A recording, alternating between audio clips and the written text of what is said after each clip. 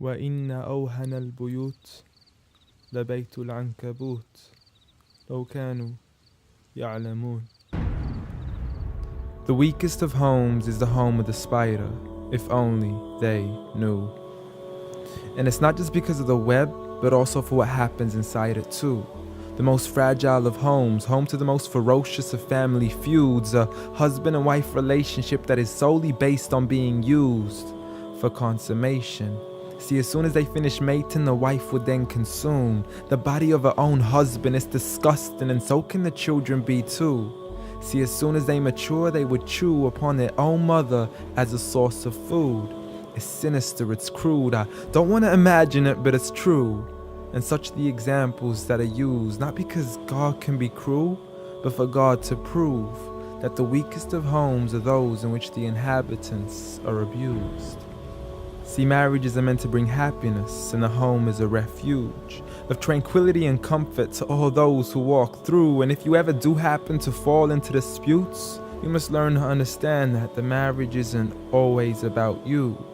Rather, it's learning to live together as one, although we are still living together as two. In a home where everybody knows that they belong, with love, kindness, and mercy, so we could all just get along, and there's no need for fighting every time something small goes wrong. Because you can't build a home upon violence and then expect it to stand strong. I mean, what kind of man would harm his wife in the darkness of the night, leaving her to bleed as he scars her for life, having to cover up her bruises as she tries to hide them from sight?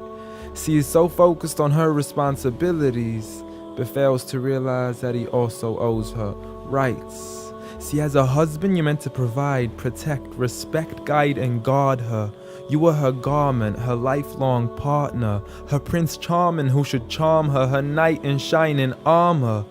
But a night has turned into a nightmare as he spends his nights trying to harm her. As she begs him on her knees, please, I need you to be calmer.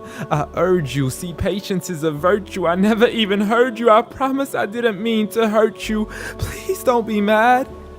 And please don't let the kids see, cause it's not right for a dad. It's sickening, it's sad that such scenes are happening in reality within the homes of so many broken families. It's a calamity that we forgot what the meaning of marriage is. Did you forget that the best of you in character is he who is best to his wife? The best of advice from the one who never harmed a servant, child, or wife in his whole entire life. Muhammad sallallahu alayhi wasallam. He was the best of examples in how to treat a woman right. See, if his wife had cooked something he had liked, he would eat it, and if he didn't, he would leave it without expressing an ounce of dislike.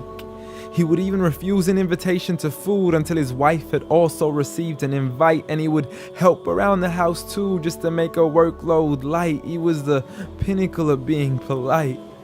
And he taught us that the strongest of men is not he who knows how to fight, but rather he who restrains his anger right at the moment of strife. So have patience, brother. I mean, you wouldn't allow it for your own mother, daughter, or sister. You wouldn't bear to watch another man punch and kick her, so the next time you even think to cause her trauma and hit her, you need to understand that she too is another man's mother, daughter, or sister. So dear sister, no human being deserves to live a life of violence alone. So if he doesn't treat you with kindness, don't live in silence trying to fight this on your own. Rather seek help from God first, and don't be afraid to then pick up the phone and let your people know that you are no longer willing to live in the weakest of homes. Violence against women? Islam says no.